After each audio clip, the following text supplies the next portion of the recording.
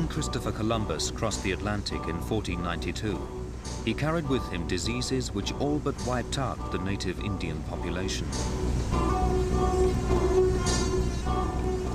Their revenge, according to history, was to send back to Europe the scourge of syphilis.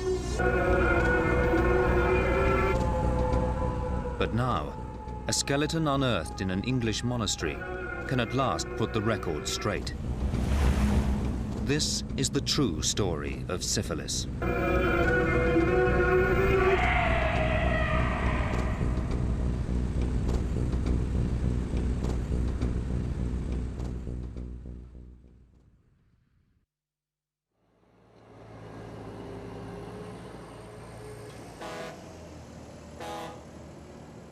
This story begins in Hull.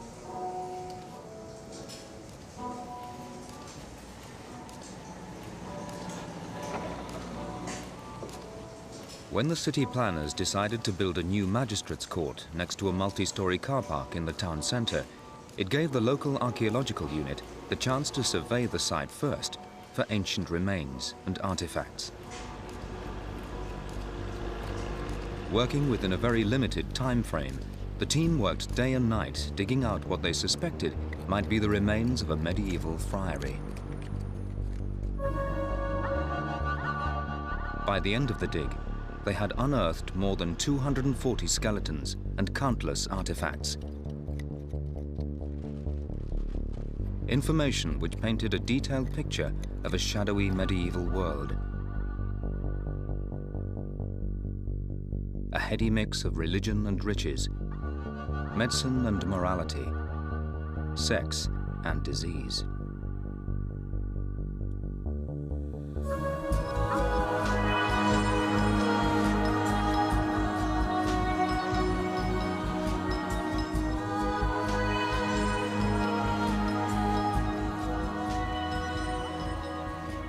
We have the complete ground plan for a medieval monastery, which is almost unheard of. It's a major piece of archaeological work. John Buglas is the project leader for what has become known as the Magistrates' Court site, responsible for recording every last detail of the excavation. We're fortunate with this site, the preservation conditions are excellent. We have surviving coffins, textile fragments, leather objects. We have bodies that still got shoes on and things like that. So we have really good skeletons to look at.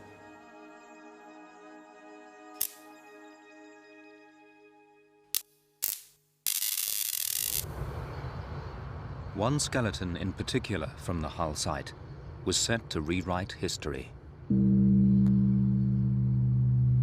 Very soon after we got skeletons, we started to see things that were rather unusual. And particularly, there was a lot of infectious disease in the site, including what we thought were classic cases of syphilis. And this one here, 1216, this 25 to 35-year-old male is one good example. In fact, it's the best example. The skeletons from the Hull site were sent to the University of Bradford for analysis. It's usually incredibly difficult to diagnose the cause of death so long after the event, as many diseases leave no trace at all on the bones. But syphilis is one of the few exceptions. Charlotte Roberts is an expert in paleopathology, the archaeology of disease. Can she be sure that skeleton number 1216 really did have syphilis? There are a number of changes in the skeleton for recognising syphilis. But if we focus on the skull, you can see immediately that there's something wrong. Normally, and if I just get a skull that's not affected by the disease, you would expect to see a smooth surface on this part of the skull. But here, you've got pockmarked lesions, holes in the bone. It's something that people call caries sicca. It's characteristic of venereal syphilis. You don't see it in any of the other syndromes. So I would say that's characteristic of the disease. The other thing on this skull is that you've got a hole in the palate, the connection between the nose and the mouth, and that's commonly seen in syphilis. If we move down the skeleton, what we see again is bone formation and bone destruction. I think probably the most florid bone formation is actually on the leg bones. This is the thigh bone, and you can see the whole length of it has got the formation of bone. We've also got some destructive lesions here and here.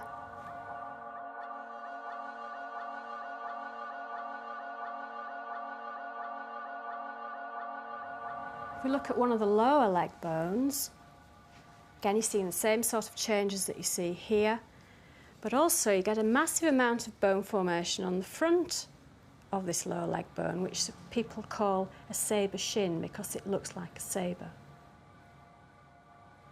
Imagine the inflammation, the swelling of these limbs, the redness, the heat, the pain. Apart from skeleton 1216, the site contained 2 more classic cases of the disease, and there were characteristic signs of syphilis in more than 60% of the bodies. But all these people were buried in the sanctuary walls of a deeply religious community. And syphilis is a venereal disease. It is contracted through sexual intercourse. So what kind of religious community was this?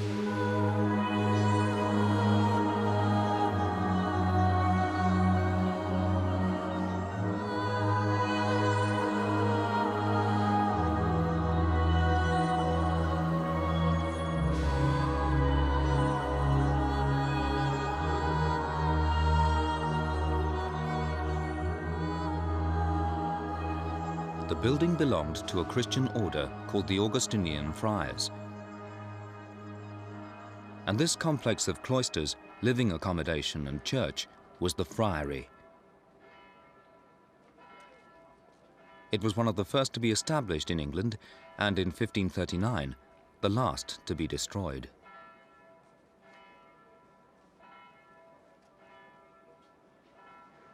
The brothers were not rich, like some other religious orders of the time. They were supposed to beg for a living. These friars were the social services of their day. They looked after the poor of the town. They were skilled in medicine, and they cared for the sick, whether they were rich or poor. Their good works and religious calling put them beyond reproach. And they were, of course, celibate.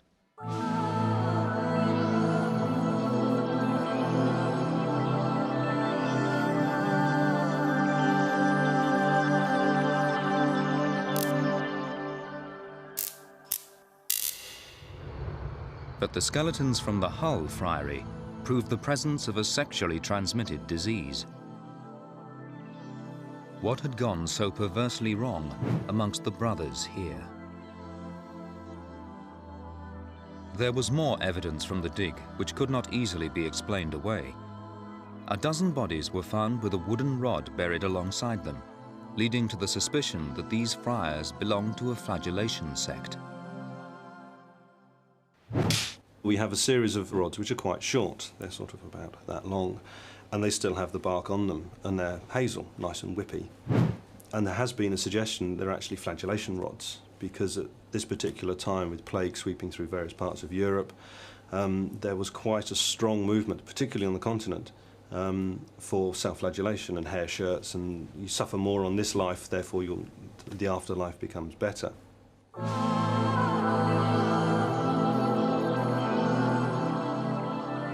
The Augustinian brothers were experts on the afterlife. They made a lot of money from death. They sold candles and winding sheets for the dead.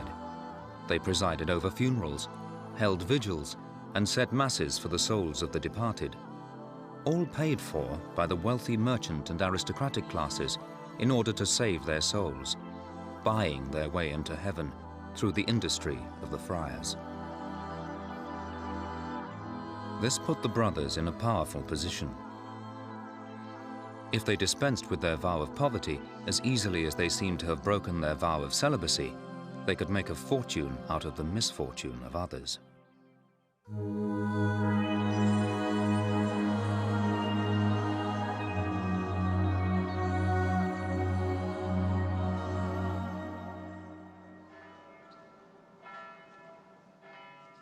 This medieval will from Hull shows that the system was certainly open to corruption.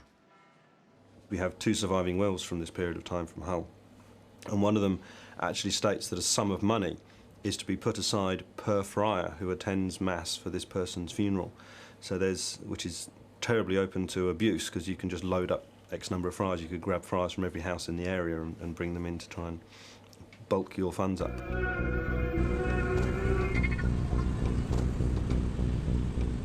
The Augustinians were not a closed order of monks, shut away from the temptations of the world in a life of quiet contemplation.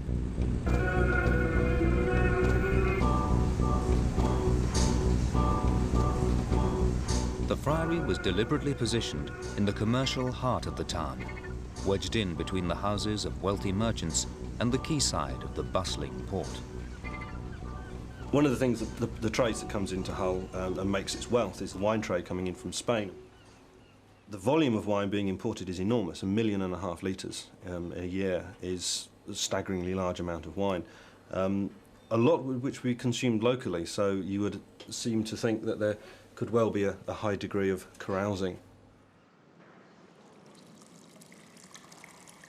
The site in Hull uncovered large collections of the imported wine jugs, evidence that at least some of the carousing was going on within the friary walls. But this does not mean that they were necessarily dissolute. Medieval monks probably drank 4 times as much alcohol as people drink in England today. And the Hull friars were no different.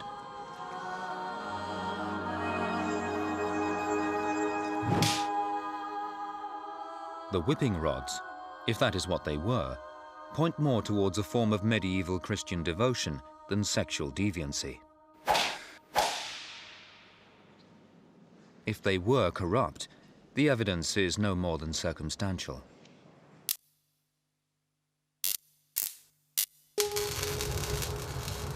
We are left with the astonishing evidence of the bones. How can we explain the presence of syphilis within the friary walls? Channel 4 commissioned experts at Bradford University to make a computerized map plotting the site of each skeleton, superimposed on the outline of the friary.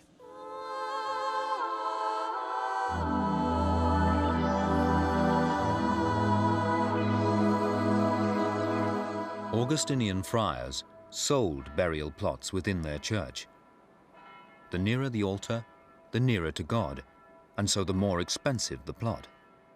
The most prestigious plots were reserved for the senior friars and for the rich merchants who paid for this privilege.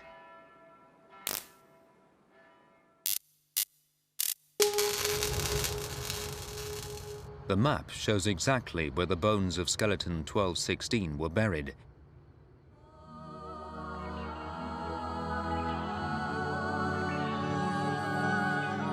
In a prime spot close to the altar.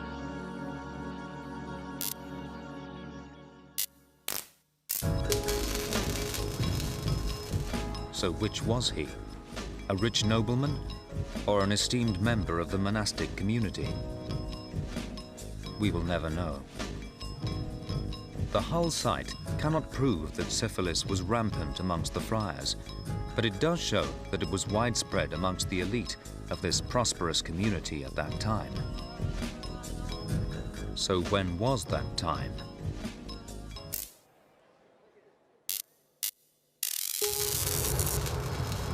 When did skeleton number 1216 die?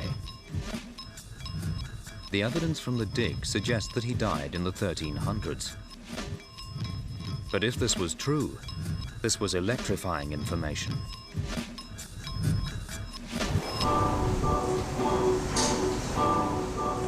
For history records that syphilis originated amongst the Native American Indians and was contracted by the crew of Christopher Columbus during his voyages to the New World.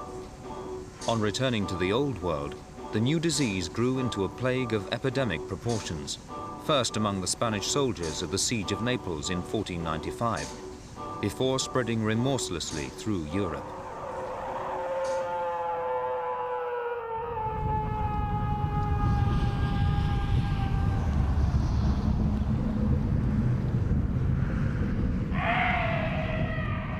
If the Hull site could be dated to before 1492, then the disease must have existed in the Old World prior to Columbus's journey, and history would have to be rewritten. And to help them date the burials, the archaeologists at Hull had a rare piece of luck. The waterlogged conditions of the site had preserved a remarkable number of wooden coffins, ideal and rare material from which to get a reliable date. It's a very unusual find. There are only 10 sites that have generated significant quantities of waterlogged coffin boards across the whole country for the last 50 years. So it's a very unusual find, and this is by far the biggest assemblage. Ian Tyers, from the Dendrochronology Unit in Sheffield, took over 300 samples back to his lab. The critical thing that we were supposed to be sorting out was the dating of the coffins themselves to help sort the stratigraphy and help put a timetable to the burials. You can see that we have wide rings and narrow rings are effectively reflecting the conditions under which the tree was growing, whether it was having a good summer or a bad summer as far as growth is concerned. And those act like a fingerprint through time. The pattern of narrow and wide rings is unique over a number of millennia.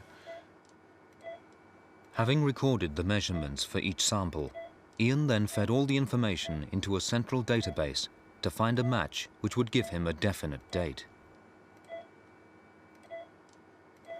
From our dating perspective, we can date the year and indeed the season of the year that the trees are felled. And those that we have bark age for, so the year the trees were cut down, are all in the 1340s and the 1360s. The date from the Dendrochronology lab puts the coffins at between 1340 and 1369. This is not in itself particularly surprising. All the indications from the dig, the pottery, the historical records, all show a date around the middle of the 14th century, and the wood dating is right in the middle of this. But of course, this information from the site in Hull has sent shockwaves through the archaeological and historical world. Because syphilis is not supposed to have been in this country, in Europe even, until Columbus brought the disease back from America, 150 years after skeleton 1216 was buried in the nave of an Augustinian friary on the northeast coast of England. Who can history blame for the scourge of syphilis? In 1493, Christopher Columbus returned home to Europe with news of a new world. History records that he brought a new disease with him too, syphilis. But now, the discovery in Hull of skeletons bearing the scars of syphilis undermines this 500-year-old version of history. For these bodies were buried 150 years before Columbus set sail. So the question now is, who really gave syphilis to whom?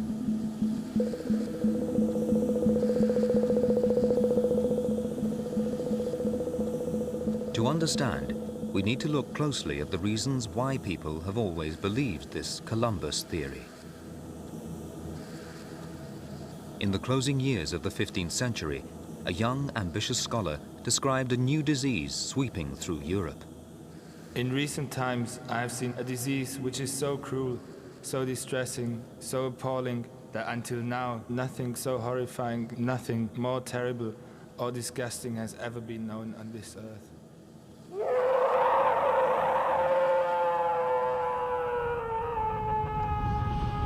Joseph Grunpeck was an eyewitness to the agonies of the Spanish soldiers at the siege of Naples in 1495. Some had become so repugnant, left in the open air on the battlefield, they hoped to die. Others moaned and wept and uttered heart-rending cries because of the ulceration of their male organ. Grunpeck's description is historically important. It is the first unchallenged record of syphilis in the world. It accurately portrays the distinct stages of the disease as they are still understood today.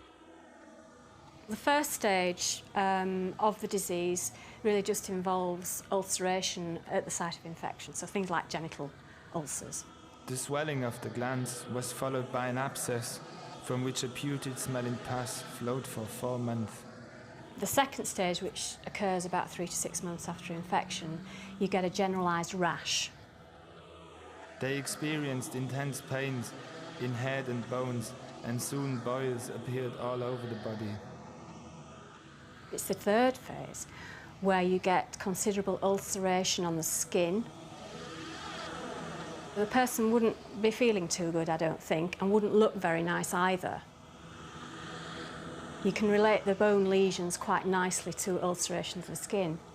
Imagine a boil or an ulcer on the skin, and that's tracking down to these lesions on the skull.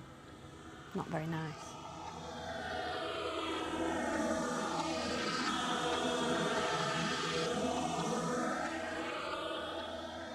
And I would think if you've got an infectious lesion that's active in the mouth, you're going to have somebody who's got a pretty awful bad breath. If you can imagine this person with these bones inside their body, you would expect swelling, quite a lot of pain and heat just as a result of inflammation. The other thing that you get in the third phase of syphilis is what they call general paralysis of the insane.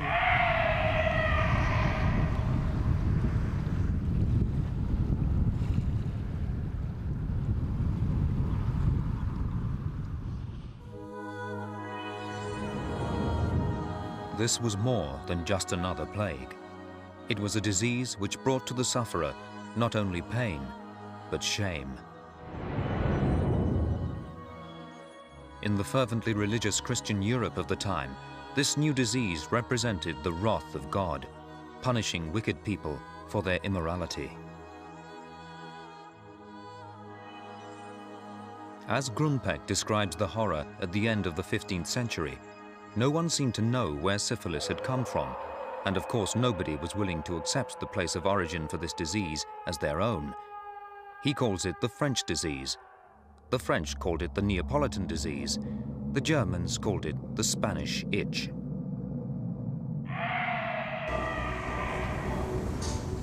Then a Portuguese doctor, who had treated Columbus's crew for the disease, made the connection with their trip to the New World.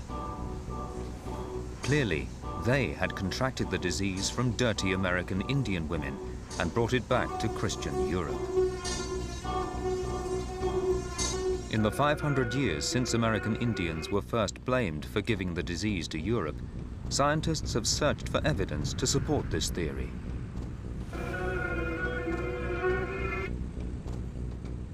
George Armelicus is absolutely convinced that Columbus's crew contracted the disease in the Americas and brought it back to Europe. He has been analyzing skeletons for 30 years. He believes the only place there is convincing evidence of syphilis in bones from before 1492 is in the Americas. What I found is that there's all kinds of evidence of the lesions in the New World prior to Columbus, and it continues on after Columbus. You go into the Old World, you find hardly any evidence at all. I looked from Florida all the way up to Ohio, from the Atlantic Ocean to the Mississippi River, and there was just incredible numbers of cases of this syphilis-like lesion.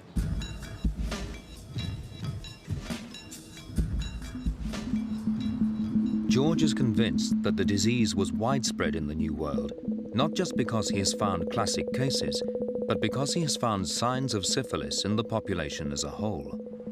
Now, what I would expect to find is not only the fact that you find it within an individual, which we find many isolated cases, but we find it within a population and within a region. If these people are in social contact, they're in sexual contact, and so the disease should be widespread.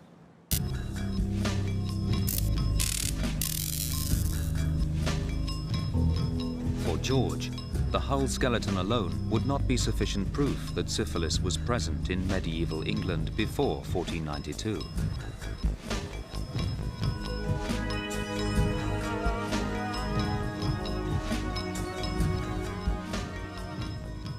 If Charlotte is to overturn 500 years of history, she needs more evidence.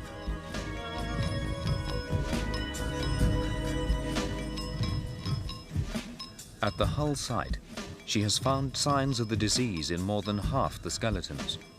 But it's true to say that this is the very reason that Hull is so important. Syphilis has not been found distributed across medieval Europe like it seems to be in America. But Charlotte thinks there is a good reason for this. Syphilis does not show up on the bones until the third stage of the disease. Sometimes not until 50 years after initial infection. In medieval times, most people would have died of something else before then, leaving no signs that they ever had syphilis.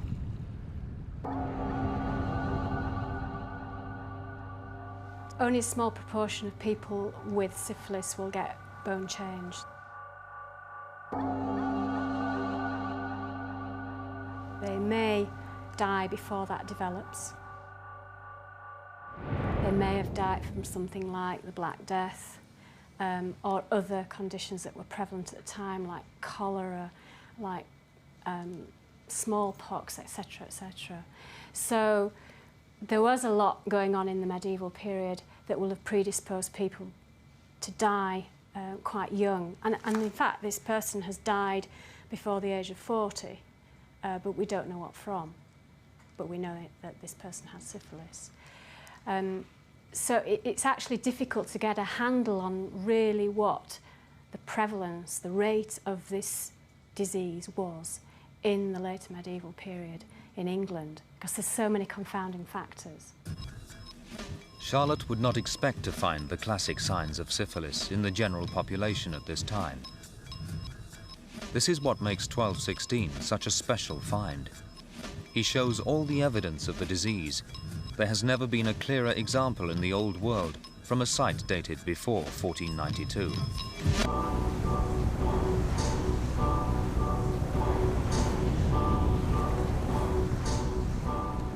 But the supporters of the Columbus theory want more.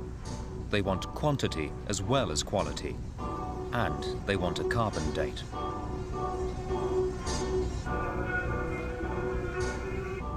Really, the debate centers around this issue. What is the evidence in the Old World prior to contact? Now, it may be at Hull, there is the irrefutable evidence. If they find, for example, that you have a radiocarbon date that dates it before 1492, then I would have to do some explaining. Dendrochronology has given a precise date to the coffins found at the Hull site, but George wants more than that. He wants a date for 1216 that comes from the bones themselves. In the debate about who gave syphilis to whom, the date is crucial. And Charlotte knows that if her findings are to be taken seriously, she will need irrefutable evidence that skeleton number 1216 predates Columbus, a carbon date. She sends off samples from the bones to the carbon dating laboratory in Oxford and waits. By working out how much radioactive carbon is left in the bones, it is possible to work out when the individual died. If skeleton 1216 can be securely dated to before 1492, the Columbus theory will be in tatters.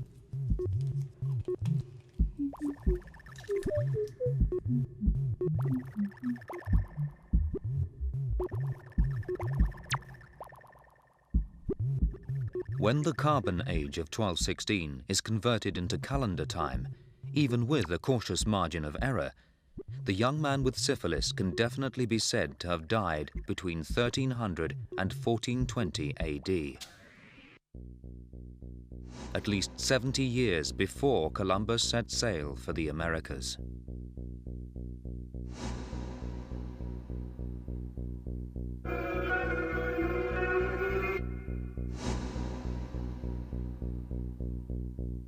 Charlotte is invited to an international conference in Texas where the world's leading experts in this field are gathered.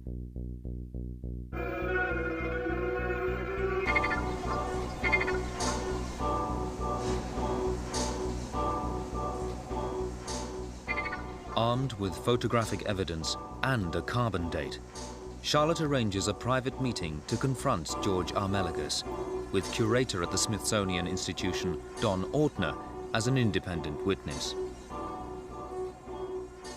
Will this be the end of the Columbus theory? With Bob Fry.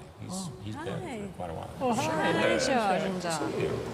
What do you have there? I have some very interesting photographs of a skeleton from England that I think might change your mind about the pre-Columbian origin. You think that facts are going to change my mind? I'm hoping so. Oh, okay. Do you want to have a look at these then? Yes, let's see.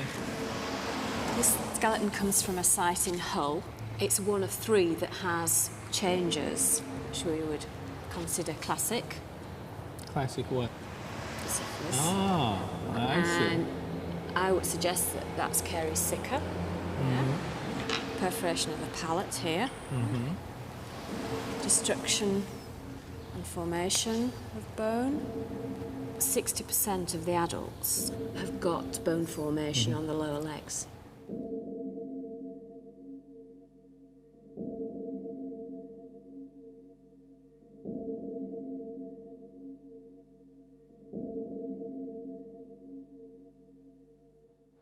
I'd say that this is obviously a clear case of syphilis. I mean, and I really congratulate you because this is quite impressive. When you see something like this, the Hull specimen, which is classic, I mean, any anatomist who had had any experience with syphilis in modern populations would recognize these lesions immediately. On the face of it, Charlotte has scored a significant victory in Texas. Her diagnosis of skeleton 1216 has been accepted and agreed. But amongst the thousands of pre-Columbian skeletons excavated so far in Britain, it is still an isolated case. Charlotte thinks that this is because no one has been looking for syphilis in the Old World, because it wasn't supposed to be there. George is still not convinced.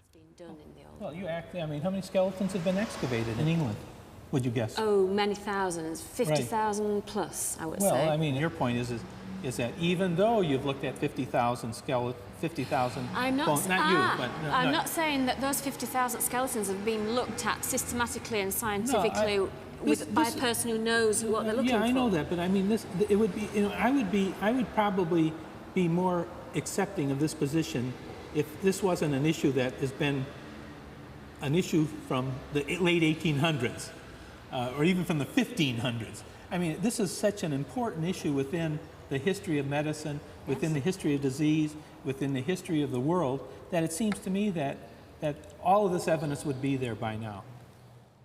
For George, more classic cases of syphilis would have to be unearthed in the northeast of England and elsewhere before he would agree to give up the Columbus theory. But in Don Ortner, Charlotte has found an ally. Don has examined the evidence in both the Old World and the New World. He agrees with Charlotte that it would be difficult to find widespread proof of syphilis in Europe. But more importantly, he would dispute most of George's New World evidence.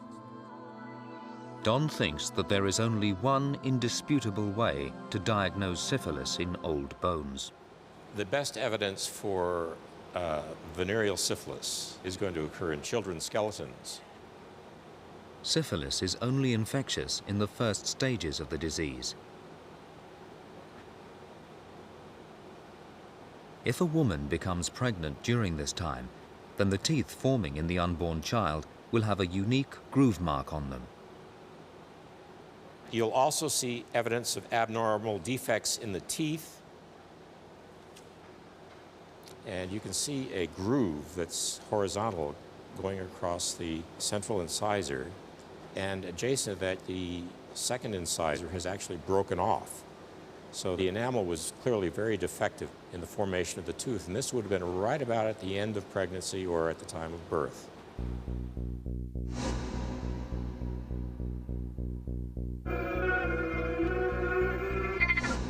The work in the New World cannot prove that the disease originated here in America, and too little work has been done in Europe to conclusively reject the Columbus theory. The only way to prove the existence of syphilis in adults is to identify it in the skeletons of their children. Only a handful of child skeletons with the telltale syphilitic groove in their teeth, dated before 1492, had ever been found. All of them in America. In effect, the whole of the Columbus theory rested on 4 or 5 skeletons, and yet still it stood, apparently unshakable.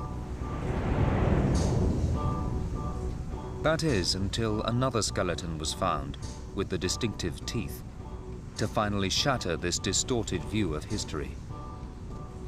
A skeleton found not in America, nor in medieval Europe, but from a town that flourished 2,000 years before the death of skeleton 1216.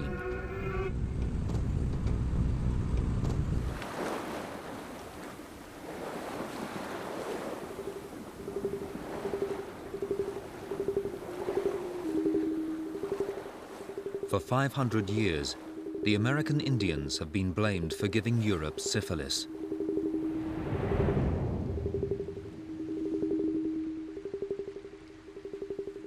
Then the discovery of skeletons from medieval Hull suggested we might have given it to them.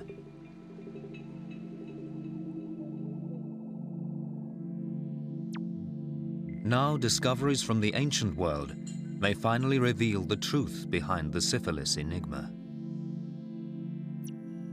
Matti and Renata Henneberg excavated nearly 300 skeletons from an ancient Greek settlement in southern Italy. Metaponto was a busy port of 40,000 inhabitants that flourished from 600 years BC.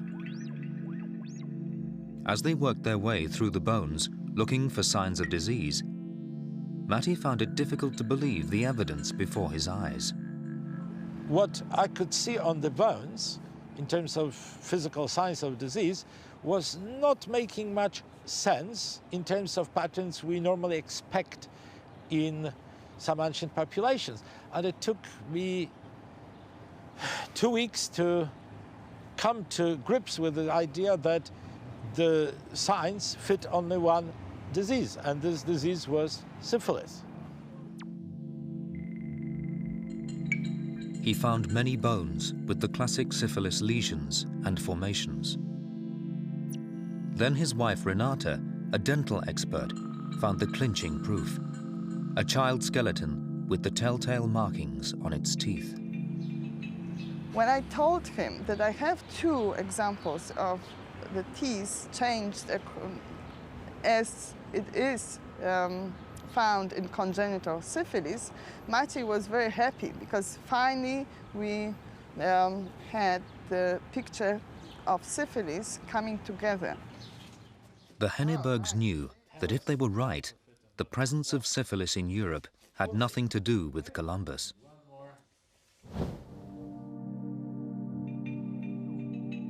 But if it had been in Europe since classical times, then they should also find evidence of the disease at their other archaeological site, the ancient Roman remains at Pompeii.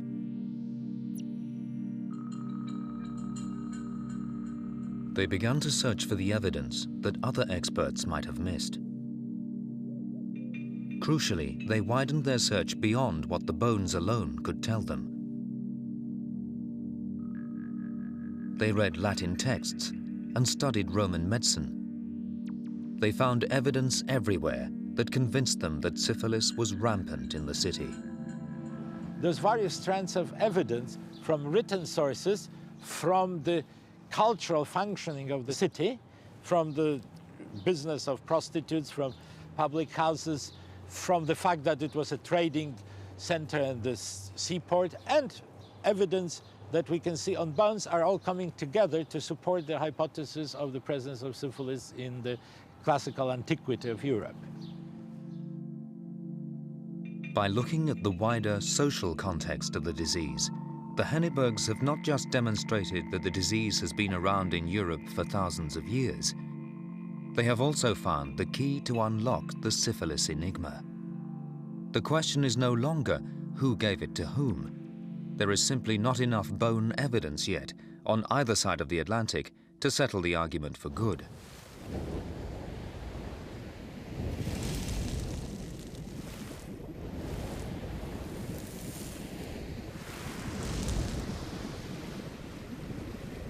But add to the evidence of the bones an understanding of the way of life of these places, and the true story of syphilis begins to unfold. Syphilis is a survivor, and to survive, it has mutated to adapt to different climates and different societies. It has not always been a killer.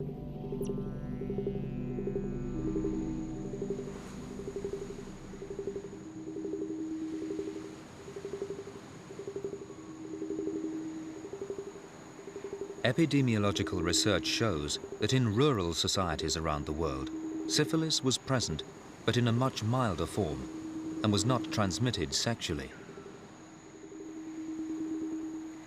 Mary Lucas Powell studies the evolution of the bacteria and how it has been transmitted amongst the Indian communities of the New World. Well, in the pre-Columbian New World, in the southeastern United States, there was ample opportunity because of styles of clothing, of styles of communal sharing of eating and drinking utensils, of sleeping places.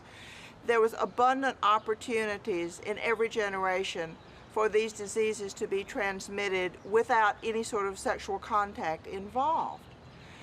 And therefore, they were much more common within the populations, but with no connection with sexual activity. What the syphilis bacteria needs in order to spread is skin-to-skin contact. In unsophisticated rural communities and in hot climates, like pre-Columbian America, the bacteria could easily pass from skin to skin. It caused an ugly skin disease that everyone caught in childhood. It rarely developed into something more serious. And everyone who caught it as a child was immunized against the dangerous venereal form of the disease. So why then does the bacteria sometimes mutate into a sexually transmitted killer? If we look at the places where we now know syphilis existed in its deadly venereal form, will that help us to understand?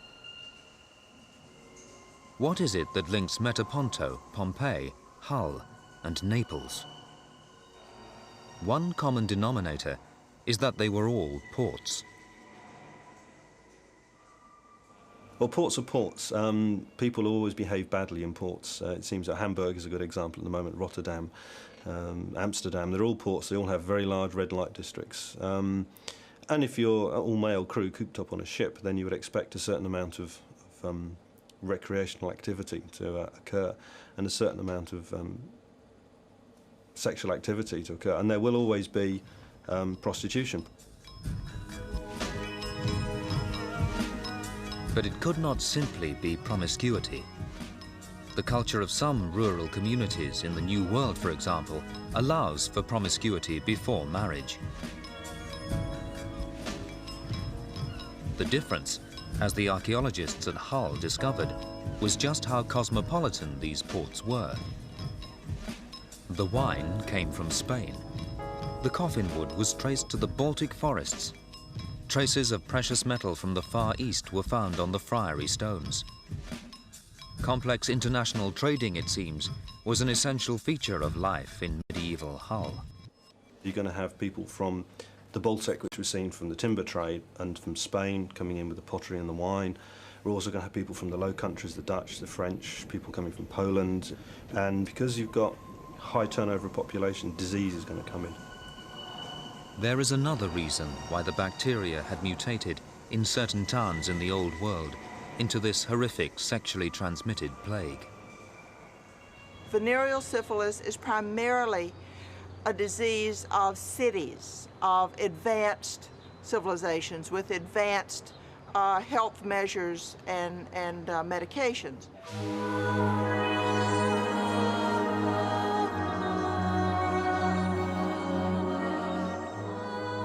Civilization means syphilization.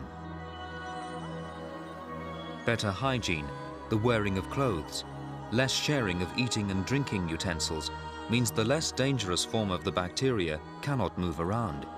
It must mutate to survive.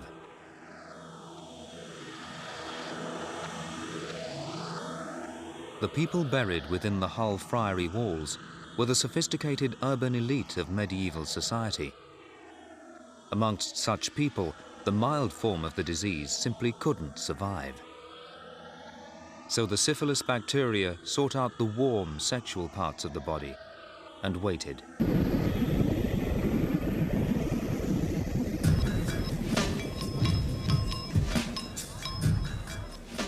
The Syphilis Enigma is finally cracked. The bacteria has been in human society for thousands of years, but like all bacteria, it is not fixed in a single form. As society has changed, so it has changed. Where climate and social customs permitted, it would thrive as a mild childhood skin disease. But whenever and wherever social change made that impossible, it has mutated into a terrifying sexually transmitted killer.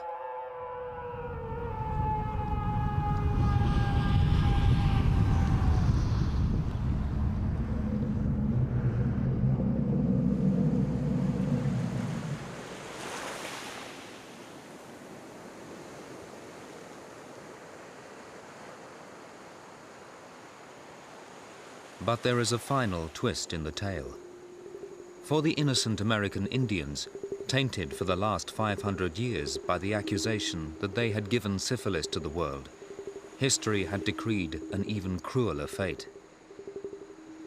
When the native Indians first encountered Columbus and his crew, they were almost wiped out by the diseases the Europeans carried. The Indians survived, just. But with the loss of so many people, they also lost their immunity to syphilis. The cycle of protection given to each generation by the existence of the non-venereal form of the disease had been broken. And when, in the subsequent centuries, venereal syphilis came in from the Old World, the result on the Native American populations was as devastating as it had been on the Europeans hundreds of years earlier.